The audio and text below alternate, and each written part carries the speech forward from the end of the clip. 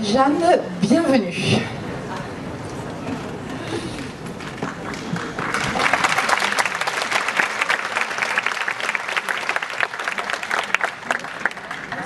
La maladie est un cadeau. Cette folle conviction, pleine de foi, est au cœur de votre message, Jeanne. Vous avez 21 ans. Atteinte depuis l'enfance d'une myopathie nécrosante auto-immune, d'une maladie de peau encore inconnue et d'un diabète insulinodépendant. Figure médiatique, licenciée en histoire de l'art et en journalisme, étudiante en théologie, votre vie prend un tour radical. Malgré des hospitalisations récurrentes et la présence encombrante de votre fauteuil roulant. Faire de la souffrance une prière à la suite de Jésus, pour le Père, grâce à l'Esprit. Avec Marie, oser l'abandon à la volonté de Dieu, dans la confiance absolue. Voilà le chemin spirituel sur lequel vous nous entraînez. Vous avez publié Résiste, une vie dans un corps que je n'ai pas choisi.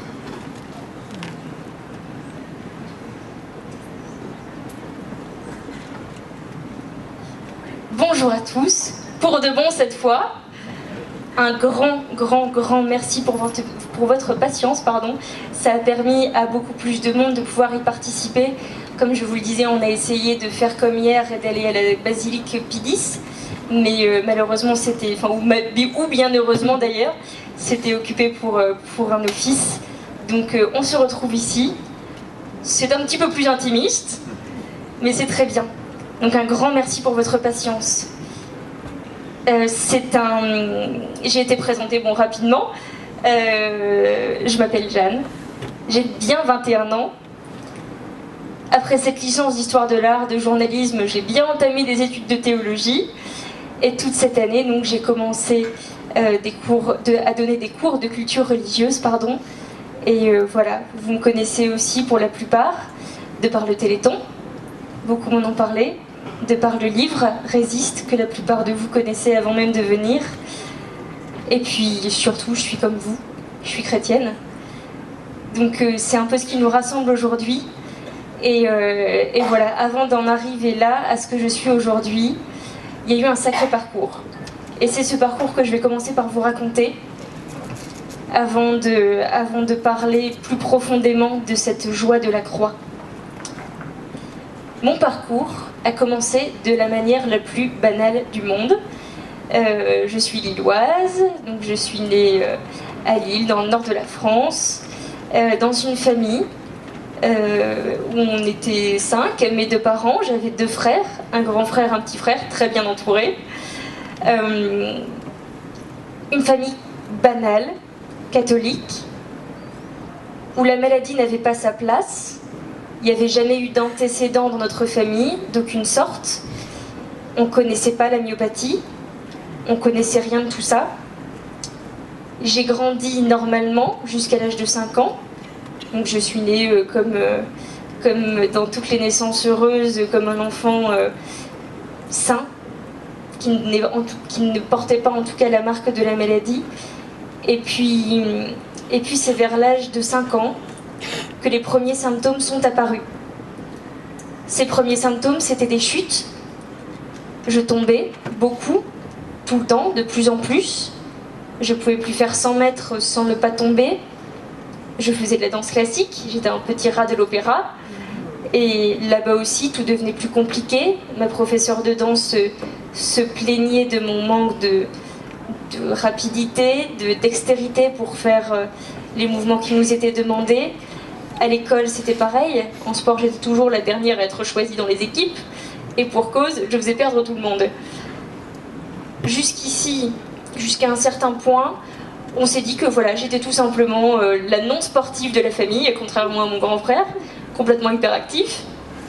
Et puis on a commencé à s'inquiéter quand ces symptômes ont persisté, quand on a vu que c'était pas une faiblesse de passage, quand on s'est rendu compte que même dans les petits gestes du quotidien, tout devenait difficile.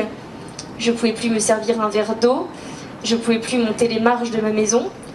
Tout devenait très compliqué, trop compliqué. Alors un beau jour, on est allé à l'hôpital, aux urgences, pour avoir enfin une réponse, savoir ce qui m'arrivait, si on pouvait faire quelque chose. Aux urgences, on a fait une biopsie, une petite analyse musculaire, et on a eu très vite la réponse. Le mot qu'on ne voulait pas entendre, c'est le mot qu'on a reçu, myopathie. Une myopathie, c'est quoi ? C'est une maladie qui est la plupart du temps génétique et qui va provoquer une dégénérescence progressive de la masse musculaire. Et c'est irrémédiable. C'est pas la peine de faire de la muscu 4 fois par jour. Cette dégénérescence continuera, quoi qu'il en soit. Le muscle s'épuisera. Dans la plupart des myopathies, aujourd'hui, l'espérance de vie est relativement bonne. C'est-à-dire qu'on peut atteindre à peu près 50 ans, ou peut-être un peu plus dans certains cas moins graves. À l'époque, c'était pas le cas, il y a 60 ans de ça, on en parlera ensuite. Nous, tout ce qu'on savait sur la myopathie, tout ce qu'on connaissait sur la myopathie, c'était ce qu'on voyait au Téléthon. Le Téléthon, on regardait de loin, comme beaucoup de familles, en se disant que, par chance, notre famille à nous n'était pas touchée. Et dans cette consultation, très vite, le Téléthon a été cité. Parce que quand on a demandé s'il y avait un traitement, s'il y avait un espoir d'être guéri un jour, ou au moins de pouvoir limiter les dégâts, les médecins ne nous ont pas fait d'illusions. La réponse c'était non, il n'y a pas de traitement. Et on n'en a pas non plus à l'horizon. Pour l'instant, il n'y a rien à faire. Tout ce qu'on peut faire, c'est essayer de traiter symptôme après symptôme, de soigner un maximum, de maintenir dans un état qui soit le meilleur possible. Mais on nous a dit il y a le Téléthon. Et le Téléthon, c'est un peu aujourd'hui votre seul espoir. Alors on s'est accroché à ça. On a rejoint cette grande famille qu'est l'AFM. Je dis que c'est une grande famille et souvent, dans le monde chrétien, le Téléthon, c'est pas forcément très populaire. Mais c'est dommage parce que c'est vraiment un lieu de charité et que c'est pas ce qu'on imagine surtout. Le Téléthon est né il y a maintenant un peu plus de 30 ans et ça a été propulsé par l'AFM, l'Association française contre les myopathies, qui elle a 60 ans cette année. Il y a 60 ans, quand on disait à des parents que leur enfant était myopathe, on le mettait dans une chambre d'hôpital et on attendait la fin, parce qu'il n'y avait rien à faire et qu'on ne cherchait pas à faire grand-chose non plus. Alors on disait aux parents de pas trop s'attacher et d'en refaire un autre. C'était la réalité il y a 60 ans, c'est rien 60 ans. Sauf que ces parents-là se sont rebellés parce qu'il était absolument hors de question qu'on donne si peu d'importance, si peu de valeur à la vie de leurs enfants et qu'ils meurent dans cet état, esseulés, loin des médecins qui ne venaient même plus les visiter, loin des soignants. Alors ils ont créé l'AFM, ils se sont rassemblés entre parents et ils se sont lancés le pari de changer un peu la médecine en vendant des crêpes et des ballons. Et c'est ce qu'ils ont fait, ils ont traversé dans toute la France de ville en ville pour faire des ventes, pour récolter des fonds, pour aider les familles. Ils ont parlé avec des médecins, ils ont essayé de les sensibiliser un maximum à cette maladie qui était encore méconnue, pour les réunir, pour lancer des programmes de recherche. Et c'est comme ça que tout a commencé. Alors l'AFM Téléthon, c'est vraiment ce combat des parents pour la vie des enfants. Parce que c'est grâce au Téléthon, on pense surtout à la recherche quand on parle du Téléthon, mais le Téléthon c'est surtout et avant tout l'aide aux malades, l'aide aux familles, ces familles qui implosent malheureusement si souvent à l'arrivée de la maladie. L'AFM Téléthon c'est une aide matérielle, c'est une aide humaine, mais c'est vraiment une grande famille où on trouve un véritable soutien. Quand j'ai fait mon premier Téléthon en 2003, je venais pour témoigner en tant que petite fille, j'avais 7 ans. Et quand j'ai entendu le générique résonner, j'ai été très émue du haut de mes 7 ans et je me suis dit, ça c'est pour nous. Parce que je comprenais bien que j'étais un peu seule, parce que la myopathie c'est une maladie rare.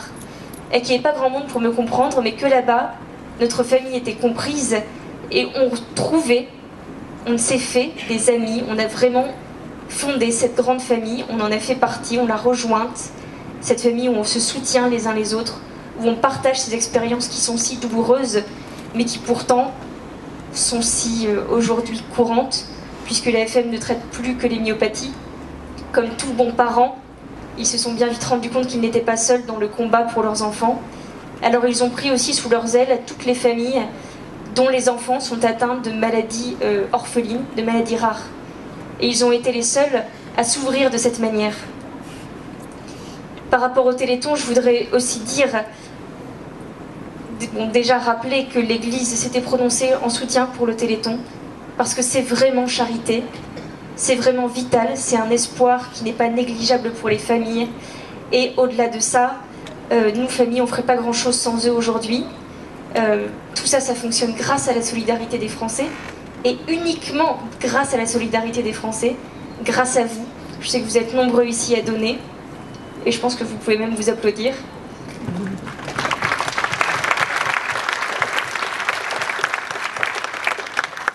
Mais cette recherche, elle est vraiment importante parce que c'est le seul espoir qu'on a, et que là, on arrive vraiment à l'étape médicaments qu'on n'imaginait même pas il y a 30 ans, et qu'en 30 ans de recherche médicale, on a fait plus de progrès dans le domaine des thérapies géniques que dans n'importe quel domaine de recherche. Donc c'est fou, mais c'est vrai. Et croyez-moi, j'ai rencontré beaucoup de chercheurs, et beaucoup sont croyants, et font très attention à ce qu'ils font, à l'éthique qu'il y a derrière tout ça, mais leur priorité c'est, et ça restera, la vie des enfants à venir, qui n'est pas négligeable, et pour lesquels ils sont prêts à faire beaucoup, et à aller jusqu'au bout, pour permettre à des enfants un jour de ne pas entendre ce que j'ai entendu, c'est-à-dire qu'il n'y a rien à faire. Donc voilà, on commençait un petit peu dans cette nouvelle vie, le ciel nous tombait un petit peu sur la tête avec l'arrivée de la maladie, et bon, moi je vous avoue que j'étais quand même rassurée d'entendre ce mot, pas parce que c'était la myopathie, mais tout simplement parce que ça portait au moins un semblant de nom. Et la première chose que j'ai dit à mes parents quand on a entendu ce diagnostic, ça a été, mais voilà, maintenant vous pourrez dire à la maîtresse et à ma professeure de danse que je ne suis pas une fainéante, mais que c'était pas ma faute. Parce que c'est ce qui en ressortait, et que forcément, un enfant qui ne fait pas ce qu'il doit faire en théorie, il est pris pour le fainéant et pour, voilà, et pour celui qui freine le groupe, alors que dans mon cas, j'ai eu beau tout faire, ça n'a pas changé grand-chose. Quoi qu'il en soit, ça m'a rassurée de pouvoir me dire, bah voilà, j'étais vraiment pas une fainéante, on va enfin savoir que j'ai tout donné pour que ça marche, mais que j'en avais simplement pas les moyens. À l'arrivée de la maladie, on s'est tout de suite pris une deuxième claque en quelque sorte, puisque à l'arrivée de la myopathie est arrivée aussi, presque dans la foulée, la perte de la marche. C'est allé très très vite. La plupart du temps, un myopathe va perdre la marche en 6 ans. Moi, je l'ai perdu en 2 ans. Ça fait très peu de temps. Donc à l'âge de 7 ans, alors que je jouais voilà, sainement avec mon petit frère à chat, tout à fait sereinement et innocemment, ça a été la chute, mais cette fois-ci la dernière chute que j'ai faite, puisque à ce moment-là je me suis brisé le fémur, et on sait qu'un enfant myopathe qui est sur le point de perdre la marche et qui se casse un membre inférieur, le temps qu'il reprenne la marche, ce sera déjà trop tard. Et ça a été le cas, et c'était déjà trop tard, et je le savais. Donc on a fait ce deuil, j'ai fait ce deuil, mais tout de suite avec notre famille, on a fait ce pari de continuer à vivre le plus normalement possible. Évidemment, ce pari, il est idéaliste. Jamais on allait le tenir, mais je pense qu'on le savait. Mais c'était important de se dire qu'on faisait ce pari, parce que ça nous a permis de nous maintenir dans une certaine exigence dans notre vie sociale. On ne s'est pas renfermé sur nous-mêmes. On a continué à voir nos amis, à nous engager en association, en église.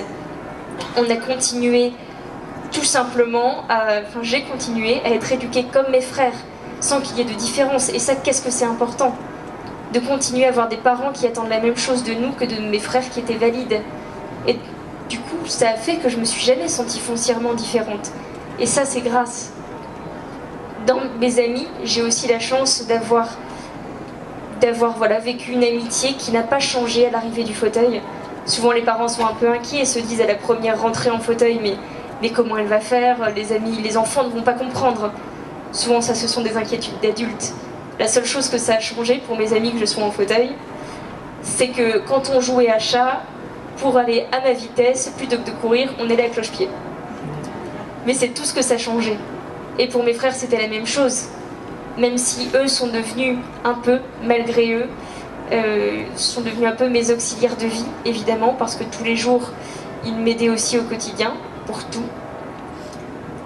Même malgré ce changement de relation, un peu, mais pas trop quand même, parce qu'on restait une fratrie et on restait capable de nous chamailler et de rire comme des bossus 2 minutes après. Ma fratrie n'a pas changé, mes amis n'ont pas changé, mes parents n'ont pas changé. Et autour de moi, ça a été bon. Parce que tout ce qui changeait, c'était ma manière de me déplacer et un peu ma manière de vivre. Ce pari, on n'a pas pu le tenir pour plusieurs raisons. Déjà parce que pour me maintenir dans un état satisfaisant, il fallait avoir de la kiné tous les soirs, 1 heure en rentrant de l'école, que ça cassait la vie familiale, le temps d'avoir quelqu'un chez nous pour m'étirer, des étirements douloureux, tous les soirs pendant 1 heure, voilà, des postures. C'est difficilement supportable dans une vie de famille, c'est difficilement supportable quand on est enfant, qu'on revient de l'école et qu'on a envie, comme tous les enfants, de jouer un peu après la classe, mais que non, le kiné arrive et qu'on doit mettre de côté les jeux d'enfants pour se mettre d'une certaine manière dans un monde que je découvrais, le monde médical, le monde de la souffrance. Et puis on n'a pas pu non plus continuer à le vivre, évidemment parce que ça allait tout changer pour notre famille. Ce fauteuil qui arrivait, qui allait envahir notre vie, il changeait tout pour nous, parce qu'on a dû déménager très vite, trouver une maison qui soit accessible pour mon fauteuil, mais on n'est pas riche, loin de là. Et ça, voilà, ça, évidemment, ça veut dire des prêts, ça veut dire des remboursements sur le long terme, ça veut dire une situation délicate pendant quelques années, et puis surtout le matériel médical, quel prix. On va faire une petite devinette d'ailleurs. Ce super fauteuil, cette machine de guerre, à votre avis, combien il coûte ? Alors j'entends 10 000 euros, c'est plus. J'entends 20 000 euros, c'est plus. Ah, j'ai entendu la réponse 30 000 euros. C'est ça, pour un fauteuil comme ça, qui est juste le prolongement de moi-même, qui est juste le prolongement de mon corps, et ce qui me permet de pouvoir continuer à avoir une vie sociale, à avoir une vie scolaire, à sortir, à vivre. Et bien ça a un prix, et ce prix, il n'est pas des moindres. Donc quand on a dû faire face à ça, et ben on n'avait pas les moyens, tout simplement. Et heureusement, à ce moment-là, que la FM Téléthon a été là, parce qu'eux nous ont prêté gratuitement un fauteuil, le temps qu'il fallait pour que nous, on puisse récupérer notre argent, et puis m'acheter enfin un fauteuil qui serait à moi. Donc tout ça, ça compte, et sans eux, j'aurais dû arrêter d'être scolarisée, ou en tout cas ne plus être autonome du tout. En parlant de la scolarité, l'avantage, ou pas l'avantage, mais c'est vrai que j'étais déjà très scolaire, ça comptait beaucoup pour moi. Et moi qui me sentais du coup prisonnière de ce corps que je découvrais à peine et que je commençais seulement à habiter, le fait de pouvoir être en classe, de pouvoir montrer qu'en classe je savais faire quelque chose, et qu'en plus j'étais pas des plus mauvaises, loin de là, ça aussi ça m'a porté, et ça m'a vraiment porté. Et cette exigence de mes parents, qui a été la même pour mes frères, m'a permis moi aussi d'être exigeante envers moi-même. Et tout au long de ma scolarité, on m'a toujours dit, mes médecins m'ont toujours dit, mais Jeanne, avec ta santé, tu vas devoir faire tes années en plusieurs années, tes classes en plusieurs fois. Ils me disaient non, moi je disais si. Et finalement la réponse a été oui, je peux le faire, avec une lourde organisation familiale derrière, mais qui était couronnée d'une belle victoire, puisque à 17 ans, j'ai pu avoir mon bac mention très bien.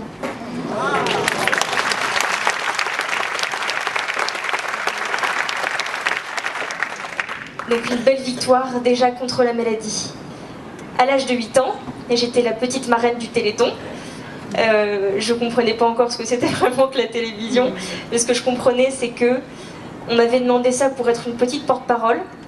Alors du haut de mes 8 ans, je prenais vraiment ce rôle au sérieux, et je me souviens que mes copines me disaient mais c'est super, tu vas voir des stars, tu vas passer à la télé.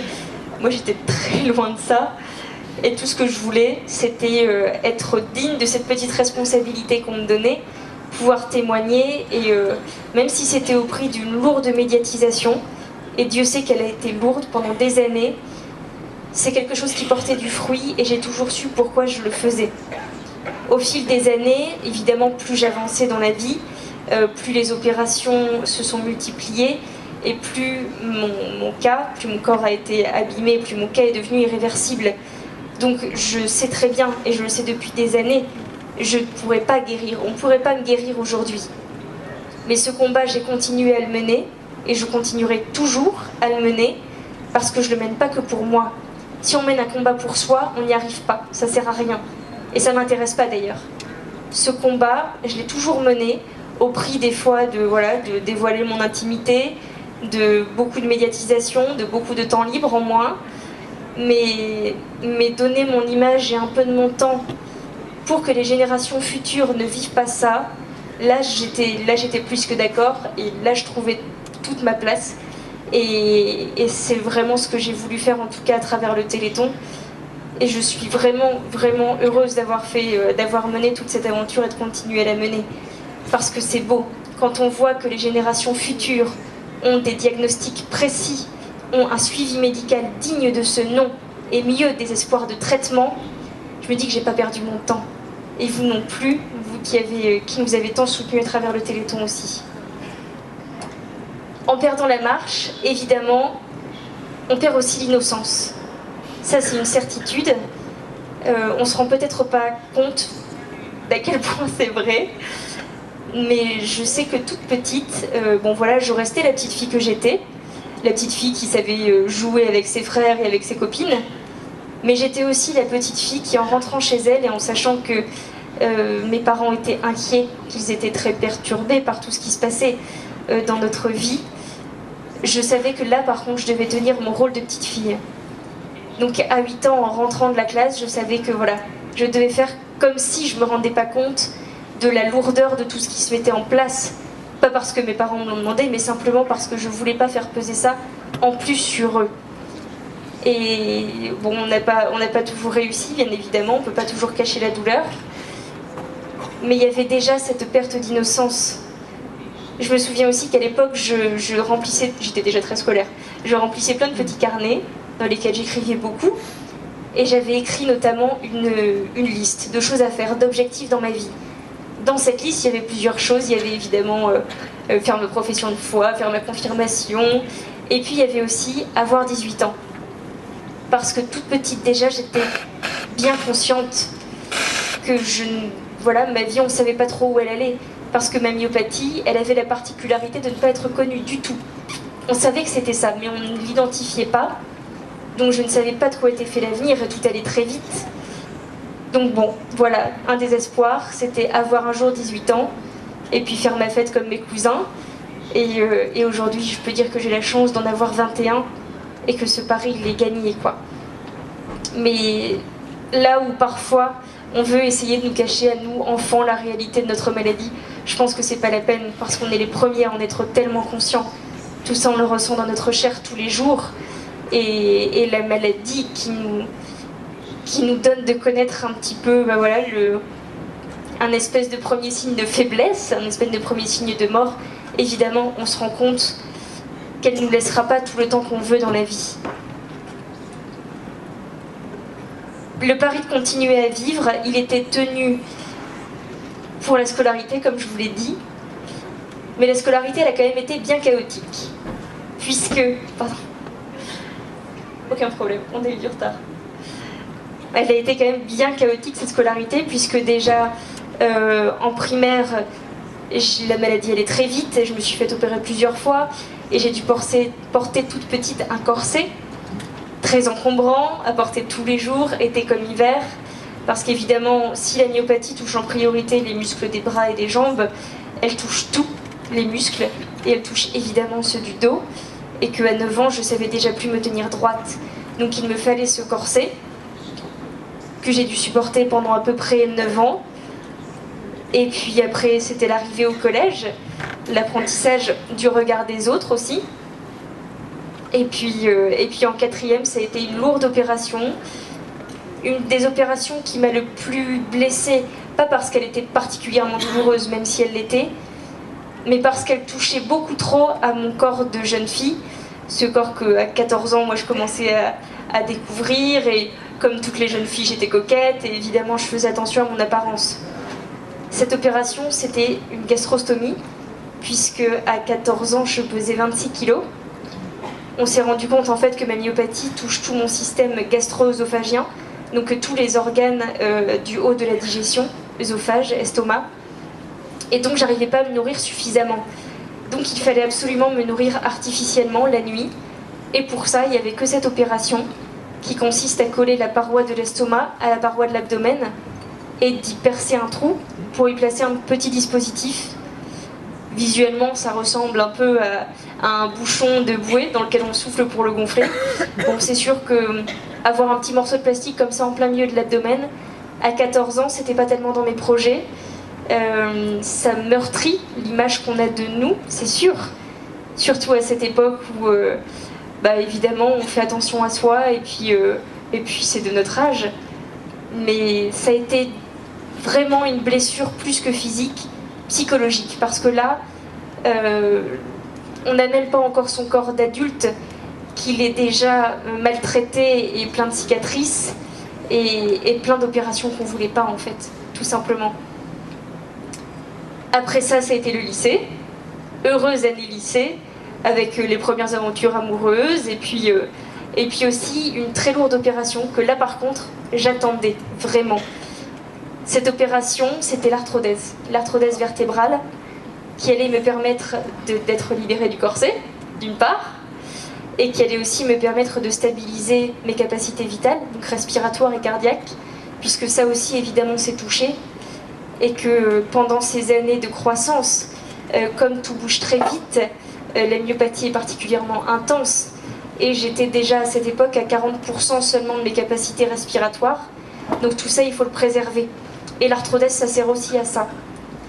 L'arthrodèse, c'est donc cette lourde opération de 6 heures sur le bloc, avec transfusion sanguine et tout ce qu'on peut imaginer, où on va tout simplement, entre guillemets, placer 2 tiges de métal le long de la colonne vertébrale, qu'on va venir visser, qu'on va attacher avec des crochets à chacune des vertèbres, pour être droit, pour nous permettre de rester dans cette... d'avoir un corps au moins visuellement à peu près normal, d'être libéré du corset, d'être libéré au niveau respiratoire, et puis en espérant que ça nous maintienne le plus longtemps possible. Cette opération, ça a été évidemment une des plus douloureuses de toute mon existence, parce qu'on coupe dans tout. Évidemment, on ouvre, mais on coupe dans les muscles, on coupe dans les nerfs, c'est très douloureux au réveil, ce qui fait que, évidemment, j'ai vécu, je pense, le réveil le plus douloureux de mon existence après une opération. Ça a été une expérience en termes de douleur que j'oublierai jamais, parce que là on atteint certaines limites qu'on ne croyait même pas atteignables humainement. Mais peu après ça, j'ai vécu une expérience douloureuse plus marquante encore, qui est douloureuse et dramatique, psychologiquement parlant, mais que je tiens vraiment à partager avec vous parce qu'elle a du sens quand même. Quelques mois après cette opération de l'arthrodèse, j'ai été pris un soir de douleur abdominale absolument atroce. Comme j'en avais vécu, même l'arthrodèse à côté, c'était rien. Et face à cette douleur, nous sommes allés aux urgences, évidemment. On a tout de suite essayé de contacter des médecins pour être soulagés. Sauf que ce soir-là, on est tombé sur une équipe qui n'avait pas vraiment l'intention de me soigner ou de me soulager, et qui n'a rien fait, en fait. Alors peut-être par ignorance, peut-être par peur. Si les trompettes vous dérangent, vous pouvez fermer les fenêtres. Si elles ne vous dérangent pas, ça ne me dérange pas non plus. Et donc pendant 24 heures, ça a été évidemment des examens pour essayer de comprendre, mais ça a été surtout des cris de douleur. Ça m'était jamais arrivé, j'avais jamais crié de douleur avant, malgré tout ce que j'avais vécu, mais là on touchait les limites de l'impossible en termes de douleur. Et c'était tellement fou que même les parents qui étaient là autour de nous pour leurs propres enfants allaient voir les médecins pour moi, pour dire mais occupez-vous d'elle, c'est plus possible. Et au bout de 24 heures de douleur atroce à me tordre tant bien que mal, finalement, avant de perdre connaissance, puisqu'évidemment, au bout de 24 heures dans cet état, on n'en peut plus. Ça a été, je pense, la plus belle. C'était juste un cri de désespoir. C'était pas une démarche officielle. Mais j'ai quand même demandé à mourir tant c'était insupportable. Et alors, quand je me suis réveillée 2 jours plus tard, ça a été terrible en termes de culpabilité. Parce que quand on est comme moi, atteint d'une maladie génétique rare, ou en tout cas d'une maladie très handicapante dès l'enfance, on passe un certain temps dans des centres de rééducation où évidemment on se fait des amis, des camarades de combat. Et certains de mes camarades de combat, eux, étaient décédés déjà depuis quelques années et n'avaient pas eu cette chance de vivre jusqu'à 16 ans, âge que j'avais à l'époque. Et ça a été terrible en termes de culpabilité. C'est vrai que ça aussi, c'est contre nature. C'est enterrer des amis à l'âge où on découvre la vie. Je pense que ça a été l'expérience la plus douloureuse de ma vie. J'ai dû faire mon premier deuil il y a 11 ans, et puis les autres ont suivi. Et évidemment, quand je me suis réveillée après tout ça, je me suis juste dit, mais comment t'as pu demander ça? Comment t'as pu demander la mort alors qu'eux auraient tout fait pour avoir juste la vie quelques années de plus? Et en même temps, peut-être que c'est cette espèce de choc énorme qui m'a permis de réaliser la valeur de la vie et qui m'a permis vraiment de réfléchir ensuite à toutes ces notions, aussi d'un point de vue religieux. Le fil rouge de ma vie, c'est la foi. On y arrive. J'ai été depuis toute petite très croyante. J'avais une grande sensibilité religieuse. Je me souviens, non, on m'a raconté que quand j'avais 3 ans au baptême de mon petit frère, tout le monde était sorti de l'église, le baptême était terminé. On me cherchait partout, Jeanne introuvable, c'était la panique. Et en fait, on m'a retrouvée dans l'église avec mon cierge, devant la Sainte Vierge, tranquillement, en prière. Il y avait déjà cette sensibilité qui a aussi un petit peu mis la honte à mon grand frère, qui, comme beaucoup de jeunes de son âge, lui devait avoir 10 ans. J'en avais 4. Il avait fait son anniversaire à Décathlon un après-midi avec des amis. Moi, je l'avais accompagné avec ma mère. J'étais venue avec mon petit missel romain, qu'évidemment je ne savais pas lire. Mais ça ne m'a pas empêché de prêcher la bonne parole au rayon chaussures de Décathlon. Enfin, c'était un petit peu ça dresse bien le portrait de la toute petite chrétienne que j'étais. Et cette foi ne m'a pas quittée. Je l'avais avant la maladie, il n'y avait pas de raison que ça change. Même si, évidemment, je me suis heurtée à un certain manque de foi face à cette maladie, et un manque de foi que je comprends en même temps. En allant dans les IME, finalement, j'étais quasiment la seule croyante. Parmi tous les malades, j'étais quasiment la seule croyante.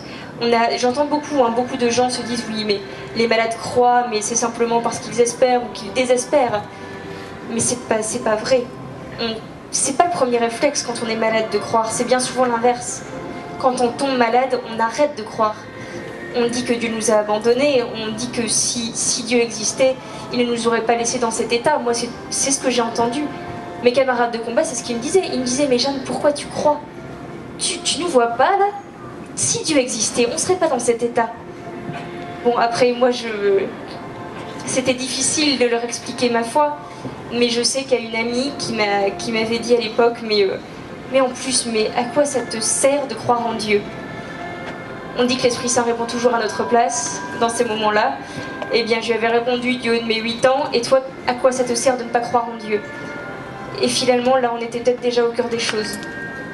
Donc cette fois, elle a grandi, elle a évolué, évidemment, à base de questions, des questions qu'il faut oser se poser, qu'il faut oser poser. Il ne faut pas avoir peur de poser des questions qui peuvent faire très, très hérétiques. Au contraire, c'est en se posant ce genre de questions qu'on va arriver à bâtir une foi solide, à avoir un socle dans la foi qui ne s'écroulera pas. J'étais aussi une petite fille, il faut dire, un petit peu spéciale, un petit peu différente peut-être. Parce que quand en primaire, mes copines étaient fans de Jennifer et de Laurie, moi j'étais fan de Bernadette. C'était autre chose. Mais lourde dans notre famille, c'est une grande histoire d'amour. mes grands-mères et arrière-grand-mères étaient de grandes dévotes à Notre-Dame de Lourdes. Elles nous l'ont plus que transmis. Et puis au-delà de ça, moi c'était... Voilà, Lourdes, ça me fascinait.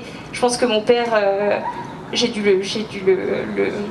pas le forcer, mais l'agacer à lui demander X fois de revoir les mêmes films sur Lourdes, tous, les uns après les autres. Je pense qu'il n'y en a pas un que j'ai pas vu. Et oui, vraiment, ça me fascinait. Et en même temps, je me retrouvais dans cette foi à Notre-Dame de Lourdes, et avec Bernadette, qui était toute petite, qui était malade et qui était humble. Et moi, ça m'allait bien, cette grande sœur dans la foi. Et donc Lourdes, voilà, moi je l'ai découvert toute petite, et c'est vraiment resté aussi. J'avais fait un petit pèlerinage d'un jour quand j'étais toute petite, quand je commençais à perdre la marche. Je me souviens que mon petit frère allait chercher de l'eau de Lourdes pour mettre de l'eau sur mes bobos aux genoux, puisqu'ils étaient tout écorchés. Ça a été des belles expériences de foi. Et puis évidemment, à partir du début de l'âge adulte, j'ai pu faire mon pèlerinage des malades annuel. D'abord une fois avec ma mère, puis ensuite seule avec l'hospitalité, pour vivre cette rencontre annuelle, et qu'est-ce que ça porte. Mais on en parlera après. Quoi qu'il en soit, cette fois elle a bien évolué, et elle a pris pas un tournant, mais elle s'est vraiment renforcée au plus haut point à la confirmation, qui a été une expérience de foi absolument incroyable et inoubliable. Je pensais pas t'en recevoir du tout, mais même si j'étais déjà très croyante, je pense qu'à ce moment-là, j'ai vécu une conversion jusqu'à la moindre de mes cellules, et j'ai reçu beaucoup de réponses à toutes mes questions. Peut-être qu'il y en a parmi vous qui n'ont pas encore fait leur confirmation. Je vous y invite, il n'est jamais trop tard pour recevoir l'Esprit. Il est toujours là pour nous donner sa force et pour nous donner un élan. Faites-le, vous n'avez rien à perdre, vous penserez à moi en le faisant, et vous comprendrez à quel point vous n'avez rien à perdre. Au contraire, vous recevrez beaucoup. Donc cette confirmation, ça a été vraiment une grande étape. Et puis après cette grande étape, on suivit donc les grandes réflexions. Et puis j'en suis arrivée très vite à la conclusion que la maladie est un cadeau. Et ça choque, et c'est normal, je pense. L'évangile choque, et je crois que c'est une parole d'évangile. Dans l'évangile, le Christ nous donne d'ailleurs une définition de la santé. Il nous dit dans la parabole du fils prodigue, il nous raconte donc cette histoire du fils qui, après des mois de débauche et puis après presque d'esclavage, à traîner dans la boue avec les porcs, à dormir avec eux, à ne rien manger. Bref, il a fini affamé dans un état déplorable. Et bien cet enfant revient vers son père, qui est tout prêt à le pardonner, qui l'a pardonné avant même qu'il revienne, puisqu'il allait voir tous les jours au bout du chemin s'il était là. Et quand il le voit revenir et qu'il prépare une fête, son frère s'indigne un petit peu et dit « Mais père, moi j'ai toujours été là pour toi, et lui il t'a déshonoré, et pour lui tu vas tuer le veau gras, et puis tu prépares une fête ?» Et son père lui dit « Bah oui, parce que ton frère est rentré en bonne santé. » Et ça passe peut-être inaperçu dans cette parabole, mais pourtant c'est essentiel, parce que c'est le seul moment de l'évangile où le Christ nous donne une définition de la santé. Évidemment, cet homme n'était pas en bonne santé, il revenait, il était complètement chétif, enfin, il n'avait pas mangé pendant des semaines, il revenait sale, il revenait, oui, affamé. Mais pourtant son père dit, il est en bonne santé. Parce que peut-être que la vraie santé, c'est pas celle qu'on croit, peut-être que la vraie santé, c'est vraiment la santé de l'âme. Et en tout cas, à Lourdes, l'expérience de guérison qu'on fait le plus souvent et dont j'entends le plus témoigner et que j'ai vécu moi-même, c'est vraiment cette guérison de l'âme. C'est cette paix du Christ, et c'est cette guérison de l'âme, littéralement, de l'esprit, qui fait qu'on est dans un bonheur absolument inaltérable. Peut-être que c'est ça, et que c'est cette grâce du pardon et de l'amour de Dieu qui fait qu'on est en bonne santé, et pas forcément la santé du corps. Donc cette maladie, j'ai très vite compris qu'elle était un cadeau, pour plusieurs raisons. La première raison, c'est qu'autour des malades, il y a, et je pense que vous le constatez à Lourdes, des miracles humains. Et en l'occurrence, pour notre famille, ça a été, j'ose le dire aujourd'hui, une bénédiction. Là où notre famille aurait pu se déchirer, au contraire, ça l'a renforcée. Je discutais avec mon petit frère il n'y a pas longtemps justement de tout ça, Et il me disait, mais tu sais Jeanne, je pense que si tu n'avais pas été malade, peut-être que notre famille n'aurait pas été aussi belle. Et je pense qu'au fond, il a peut-être raison. Parce que cette maladie, là où elle aurait pu nous déchirer et faire exploser la famille, elle nous a tellement renforcés, évidemment dans notre amour les uns pour les autres, mais un amour mis en pratique chaque jour, dans une charité qui n'est pas toujours simple, mais une charité qui est essentielle. Et ça nous a appris aussi en famille à profiter de cet essentiel et à comprendre ce que c'était que l'essentiel et ce qui rend vraiment heureux. Et on a compris en famille que ce qui allait nous rendre heureux et nos bons moments, nos vrais bons moments, c'était pas de partir aux îles Caïmans tous les 6 mois.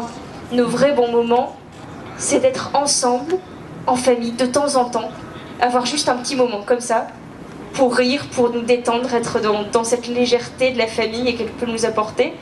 Et puis voilà, d'être dans le jardin un dimanche après-midi, de se faire un barbecue, de manger un bon jus de fruits maison dans la cuisine. Il faut pas grand-chose. Passer un moment dans le canapé tous ensemble, aujourd'hui ça nous suffit. Et on est vraiment, je pense qu'au fond, oui, on peut dire qu'on est chanceux.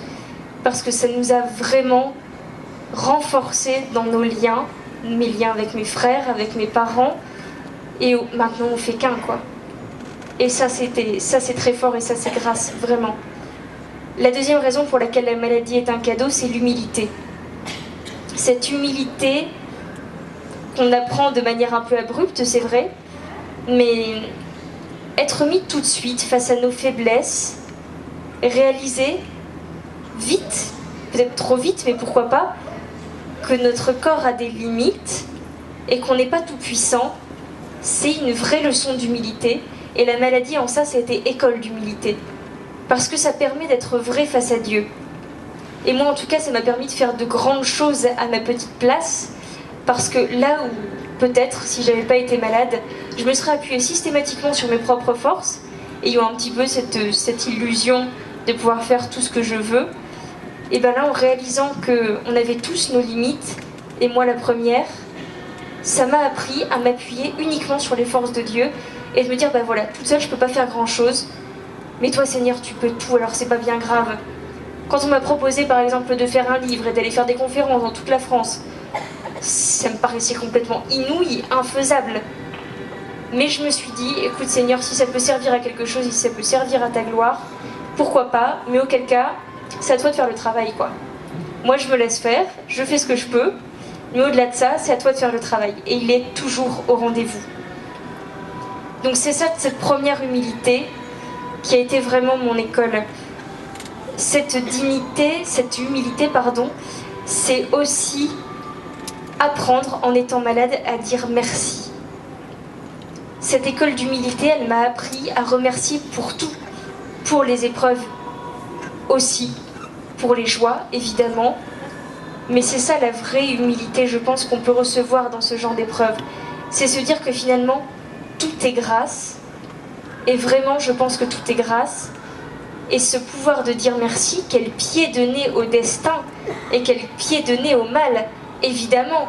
Je dis que la maladie est un cadeau, mais c'est pas pour autant qu'elle vient de Dieu. Dieu la permet, mais le mal, comme tout mal, vient du démon, et tout ce qu'il veut, c'est juste qu'on désespère. C'est tout ce qu'il veut pour des chrétiens. Il veut qu'on soit dans le désespoir et qu'on se sépare de Dieu. Et puis voilà, on sait jusqu'à quelles extrémités malheureuses ça peut mener. Mais c'est son seul but pour nous. Et la maladie, il ne faut pas se leurrer. C'est aussi une épreuve en ce sens-là. Parce qu'évidemment, le diable va tout faire pour qu'on soit désespéré et qu'on ne se repose plus sur Dieu. Qu'on dise, mais tu m'as abandonné et je t'abandonne. Alors que c'est tellement faux. Mais peu importe pour lui. Son seul but, c'est de nous faire désespérer. Alors si on se met à dire merci, non seulement pour les joies, mais aussi pour les épreuves, pour tout ce qui est douloureux, mais c'est pas grave, en confiance, quel pied de nez au diable, mais il est désarmé. Mais le pauvre, mais il peut retourner d'où il vient. Il n'a plus rien à faire avec des chrétiens qui disent merci pour tout. Parce que c'est ça la force du chrétien, c'est ce merci. Et c'est ce merci qui vient de l'humilité. Parce qu'on ne demande pas grand-chose, on demande juste d'être avec Dieu et on lui fait juste confiance. La maladie, c'est aussi évidemment un cadeau, parce qu'on peut vivre une union toute particulière en tant que malade quelle que soit la maladie, qu'elle soit de l'esprit, de l'intelligence, quelle que soit la blessure, qu'on soit blessé dans notre corps, dans notre intelligence, dans notre affectivité, toute blessure, toute maladie peut nous mener à cette union à Dieu. En tant que malade physique en tout cas, on a la chance peut-être d'être à la ressemblance de Dieu encore plus dans notre faiblesse physique que jamais. Parce qu'on a la chance inouïe, en tant que chrétien, vraiment inouïe, d'avoir un Dieu qui n'est pas perché sur un nuage et qui passe son temps en nous écoutant d'une oreille plus ou moins attentive, mais on a un Dieu qui s'est non seulement incarné, mais qui s'est incarné avec nous et pas à la meilleure place. Il a pris la place d'un humble, il le dit, je suis doux et humble de cœur. Et je pense que c'est vrai, il a pris cette, enfin c'est sûr que c'est vrai, mais il a pris cette place vraiment du pauvre, de celui qui doit travailler pour vivre, de celui qui voilà n'est pas dans une place de gloire, mais qui s'est fait le plus petit et qui a tout voulu partager avec nous, même nos souffrances. Et quelles souffrances! Alors que nous, on était en train de l'abandonner et qu'on était en train de le crucifier, lui a tout vécu pour nous et est resté pour nous. À tout moment, si on croit que Jésus est le Christ, on peut croire qu'il aurait pu passer dans son ascension, rejoindre les cieux et nous abandonner à notre triste sort puisqu'on ne voulait pas de lui. Mais non, il savait ce qu'on allait lui faire et il est resté jusqu'au bout, parce qu'il était venu pour ça, et au prix de la croix. Et ça, c'est merveilleux, parce qu'il s'est fait, du coup, assez petit pour qu'on puisse lui ressembler. Et quelle grâce d'avoir un Dieu qui a été si fou d'amour pour nous, qu'il s'est fait aussi souffrant. Donc cette union à Dieu, elle se fait évidemment dans cette ressemblance. Et je pense que vous réalisez peut-être à Lourdes que là où des fois, on a du mal à regarder les malades, hein, ça peut déranger, ça peut inquiéter. Surtout dans une société où voilà, la publicité est quand même assez omniprésente, où elle nous montre un homme qui est tout puissant, qui peut tout, qui est solide, qui est beau, qui ne peut rien arriver, qui est éternel et qui n'a pas besoin de Dieu. Et face à cette illusion, on a cette vision terre à terre du malade et du handicap qui nous ramène un petit peu à la réalité de ce qu'on est. Peut-être pour ça que ça fait peur. Mais en tout cas, cette apparence qui, voilà, on pourrait croire en fait qu'elle n'est pas vraiment digne, eh bien en fait, grâce à Jésus crucifié, elle revêt toute sa dignité parce qu'on est à l'image de Dieu. Et ça, c'est fou. On pourrait se dire qu'on a effectivement l'image la plus difficile à regarder, la moins digne, mais au contraire, on est à l'image de Dieu. Est-ce qu'il y a plus grande dignité que ça? Lui s'est fait assez petit pour que nous aussi on retrouve notre dignité en lui. Et ça, c'est grand. On a aussi une dignité nouvelle puisque on a toute notre place dans l'Église. On dit que l'Église est le corps du Christ, on l'a souvent répété pendant ce pèlerinage. C'est vrai, je le crois et je pense que vous le croyez aussi. L'Église est le corps du Christ. Mais quand on regarde le corps du Christ, est-ce qu'on peut ignorer une seconde les stigmates? Nous, dans l'Église, peut-être que malades, on a cette place des stigmates. Peut-être qu'on est le signe de cette souffrance du Christ et de ce Christ qui a souffert avec nous et qui est venu avec nous dans nos épreuves. Peut-être que oui, vraiment, dans l'Église, nous sommes ces stigmates et nous sommes là pour représenter cette part de souffrance de l'humanité, rappeler cette souffrance de notre Dieu pour nous et être à son image pour rappeler sa passion. Les couples, dans le sacrement du mariage, sont là pour signifier l'alliance de Dieu entre l'Église et le Christ. Les prêtres sont là pour rappeler la beauté du ministère du Christ et du don de soi. Les religieux également.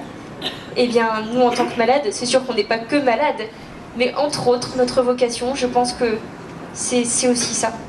C'est de signifier ce lien qui existe entre Dieu et les hommes par la souffrance. C'est aussi un cadeau, la maladie, parce qu'on a une feuille de route toute faite pour nous, qu'on trouve dans l'Évangile. Cette feuille de route, elle se trouve dans l'agonie. Dans le récit de l'agonie de Jésus, il sait ce qu'il va vivre, et évidemment, il ne la désire pas. Qui pourrait désirer la souffrance? La souffrance est synonyme de mort. Aucun chrétien ne peut désirer la mort. Et Jésus, évidemment, ne voulait pas subir tout ça. Mais il s'est adressé au Père en lui disant « Père, si cette souffrance peut m'être évitée, merci, mais que ta volonté soit faite, pas la mienne. » Là, je pense qu'on a tous notre feuille de route dans l'épreuve. Évidemment, il y a des épreuves douloureuses. Évidemment, c'est pas simple et on n'a pas toujours le choix. Alors oui, Seigneur, si cette souffrance peut nous être épargnée, merci. Mais que ta volonté soit faite. Ça, c'est notre feuille de route. Évidemment, la souffrance peut être féconde. Saint Paul dit dans la Bible, dans l'Évangile, dans ses lettres, pardon, « Je complète dans mon corps les souffrances du Christ. » Oui, dans nos corps, on a aussi à compléter ces souffrances du Christ. Mais la souffrance en soi n'a pas de valeur, elle n'est pas féconde, elle n'a aucun sens. Mais là, le Christ vient donner du sens à cette souffrance. Et il vient nous dire, vivez-la toujours comme je l'ai vécu, dans l'obéissance. Et là, on porte du fruit, et là, la souffrance n'est plus inutile, mais vraiment féconde.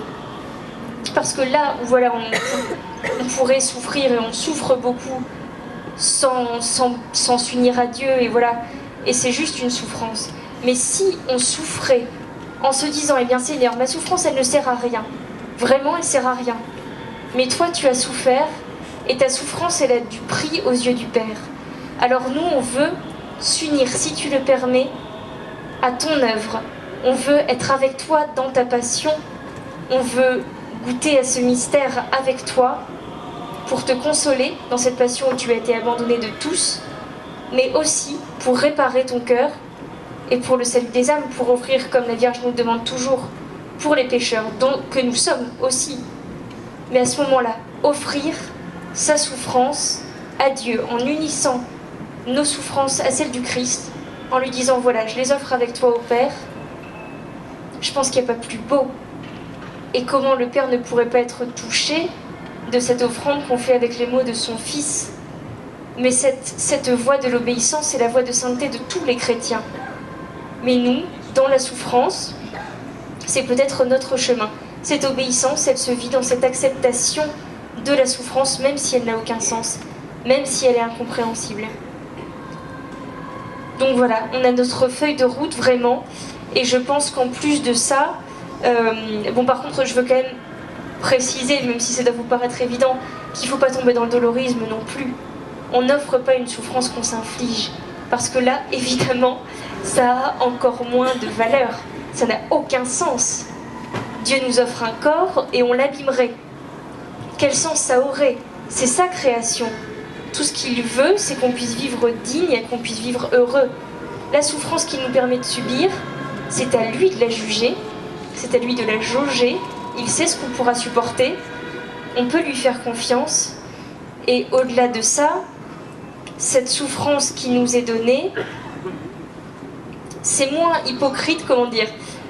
Ce serait beaucoup plus hypocrite de se faire souffrir pour l'offrir. Parce que quand on se fait souffrir soi-même, on peut arrêter de se faire souffrir à tout moment. Une souffrance qu'on n'a pas le choix de supporter, là l'offrande a du prix, parce qu'on est obligé de la supporter. Alors évidemment, si un soulagement existe, si un Doliprane peut nous éviter une nuit de migraine, il n'y a pas à hésiter une seconde, c'est que Dieu l'a permis ce soulagement. Et c'est heureux, on est là aussi pour jouir de ce corps qui nous a été donné. Et puis croyez-moi, on a assez de souffrances irrémédiables comme ça, pas besoin de s'en rajouter, pas besoin de la sursubir. On peut déjà subir celle qu'on subit de façon irrémédiable. Cette union à Dieu, elle est aussi particulièrement manifestée dans un poème que j'aime beaucoup et que vous connaissez sûrement, un poème brésilien qui s'appelle « Les pas sur le sable ».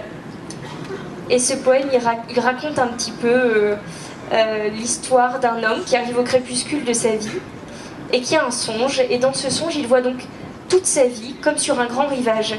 Et tout au long de sa vie, il voit les épreuves douloureuses, moins douloureuses. Et il voit des traces de pas dans le sable, les siennes, tout au long de sa route, évidemment, c'est sa route. Et à ses côtés, à côté de ses propres pas, les pas de Dieu. Et alors, il remarque, avec étonnement, qu'au moment où il est le plus dans l'épreuve et dans la souffrance, il n'y a plus qu'une seule trace de pas dans le sable. Alors il s'insurge presque, il convoque Dieu et lui dit « Mais Seigneur, pourquoi m'as-tu abandonné au moment où j'avais le plus besoin de toi ?» Et le Seigneur lui dit « Mais Mais mon enfant, mais tu n'as rien compris. Je t'aime.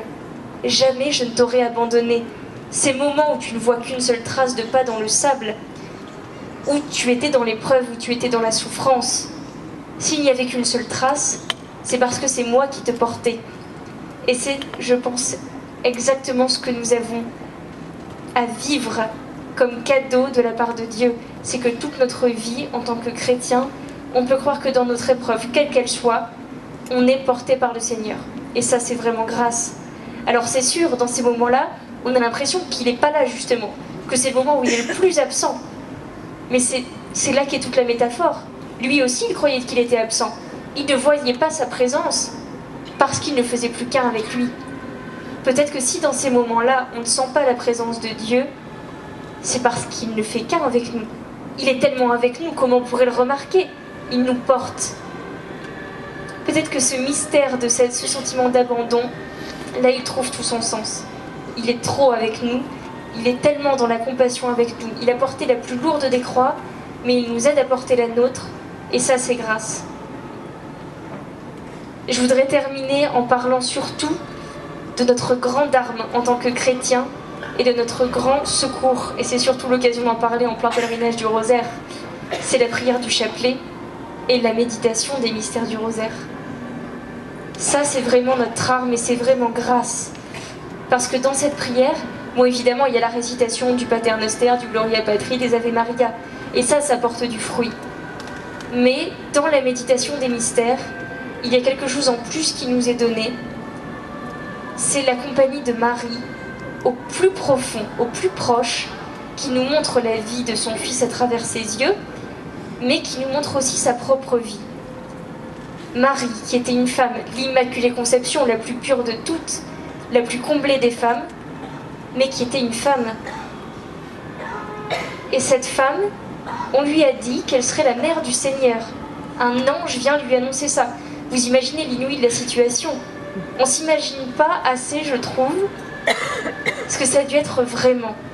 Aujourd'hui, pour nous, c'est entendu. Marie est la mère de Dieu, elle a reçu l'appel de l'ange. Mais imaginez cette jeune fille juive qui reçoit cet appel de l'ange et qui lui déclare qu'elle sera la mère de Dieu. Et qui, des années plus tard, voit son fils crucifié. Et qui, entre deux, vit X épreuves. Eh bien, Marie, à travers tous les mystères du rosaire, elle nous enseigne et elle nous apprend à être chrétiens. Elle qui est la première en chemin, qu'est-ce qu'elle nous dit? Elle nous dit qu'elle n'a pas toujours tout compris. Et on le voit dans l'Évangile. Elle ne comprend pas toujours, mais elle garde toutes ces choses dans son cœur et elle fait confiance. Et c'est peut-être là l'essentiel. Garder cette obéissance absolue, tout accepter de la part de Dieu, lui dire oui à tout moment parce qu'on lui fait confiance. Et que notre amour, on peut le donner à Dieu sans crainte, parce qu'il nous est rendu au centuple. On ne mesure même pas l'amour que Dieu pourrait nous porter et qu'il nous porte. Alors nous, on peut lui faire confiance et on peut, et je pense qu'on doit tout accepter, parce que c'est un chemin de salut. Même si la maladie n'est pas salut, il y a là un chemin de salut. Et c'est ce qu'elle nous enseigne à travers ces mystères. Elle a toujours fait confiance. Alors nous, dans nos épreuves, on ne comprend pas toujours pourquoi. Moi, quand j'étais petite et que je priais l'Ave Maria tous les soirs en demandant la guérison et que ça ne fonctionnait pas, je me suis demandé pourquoi.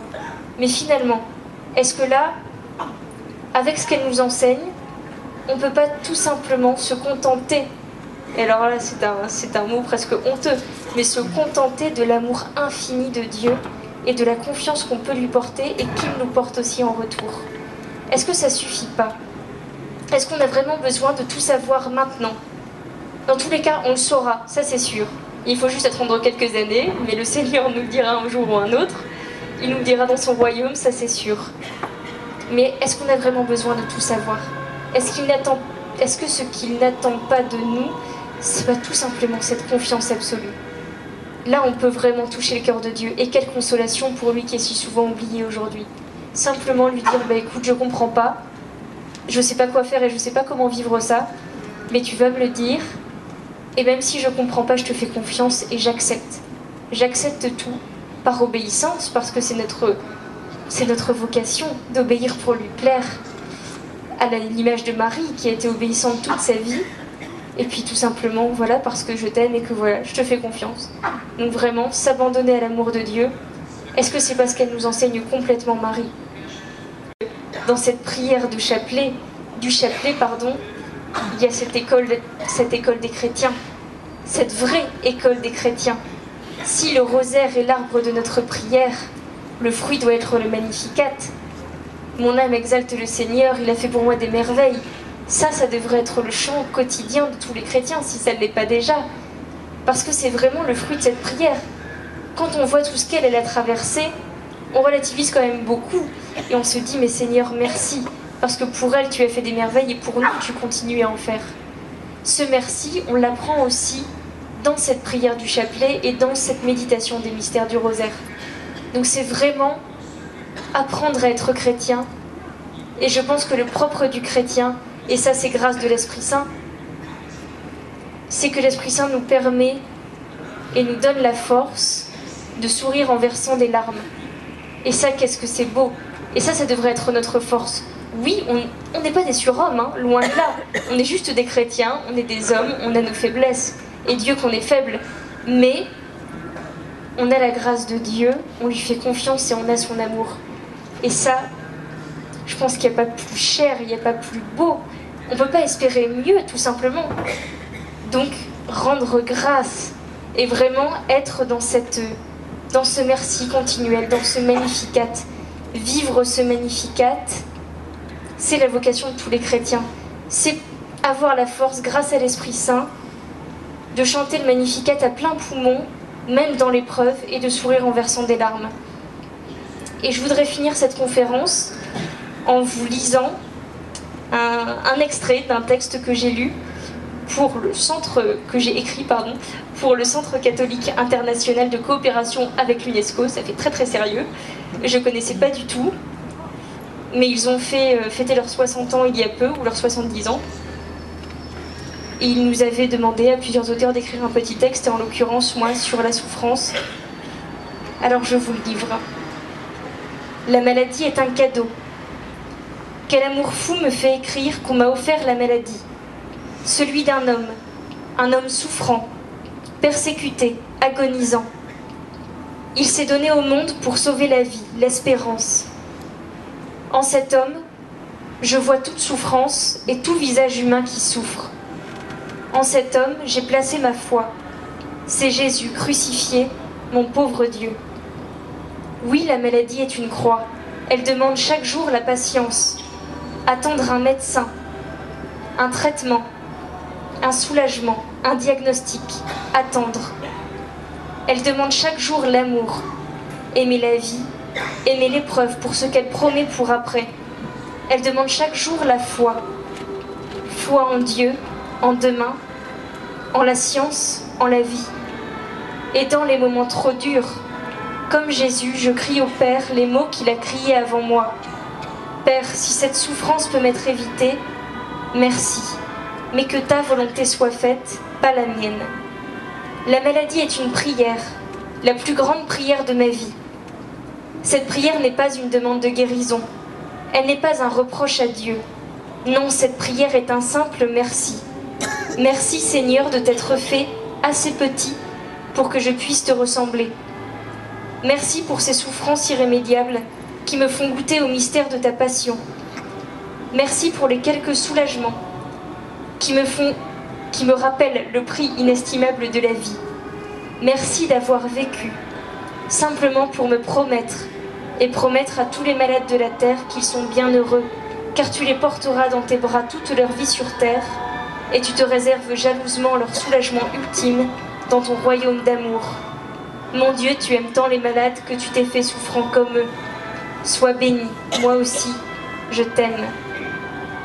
Merci.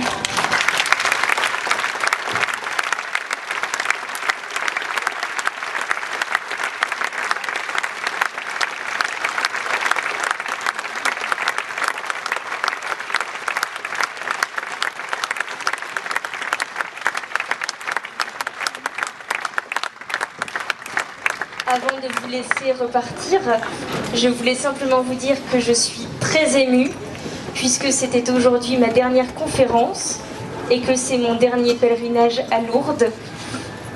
Parce que à Lourdes, justement, il y a quelques années, j'ai reçu une grande grâce, un espèce de coup de foudre qu'on appelle l'appel, et que le 16 octobre prochain, dans moins de 2 semaines, je m'engage en religion dans l'ordre de la Visitation Sainte-Marie.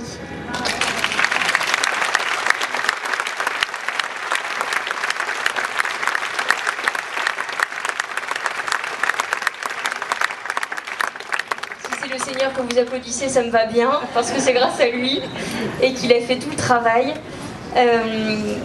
Donc je me recommande vraiment à votre prière. Priez bien pour moi le 16 octobre et moi aussi je prie pour vous. Et je veux aussi vous annoncer, puisque je n'aurai plus l'occasion de témoigner, la sortie de mon 2e livre. Que là, voilà, n'hésitez pas à l'acheter, à le distribuer autant que faire se peut. J'en toucherai pas un centime, comme d'habitude. Là, ce sera pour la restauration d'églises et de monastères. Et ce prochain livre s'appelle La souffrance et chemin vers Dieu. Il sort le 23 janvier et ce sera un peu le résumé, ou plutôt non, le développement très détaillé de toute ma spiritualité par rapport à la souffrance. Et j'espère que ça servira parce que tout ça, c'est des choses que je reçois, que j'ai reçues et que j'ai eu la grâce de recevoir. Et quand le Seigneur donne quelque chose, il ne veut pas qu'on le garde pour nous. Donc c'est pour les malades, ça a été écrit et c'est un ouvrage court exprès pour que les malades qui sont épuisés, souvent à l'hôpital, puissent le lire aussi. Mais c'est aussi pour vous tous, parce que ça parle à tous ceux qui sont dans l'épreuve un jour ou l'autre. Et je pense qu'on passe tous par là. Donc un grand merci. Et avant de partir, je voudrais que pour rendre grâce, on puisse dire un « Je vous salue Marie » ou même le chanter. Je vous salue. Le Seigneur est avec vous, vous êtes bénie entre toutes les femmes, et Jésus, votre enfant, est béni. Sainte Marie, Mère de Dieu, priez pour nous, pauvres pécheurs, maintenant et à l'heure de la mort. Amen, Amen, Alléluia. Gloire soit au Père, Et au Saint-Esprit, comme il était au commencement, maintenant.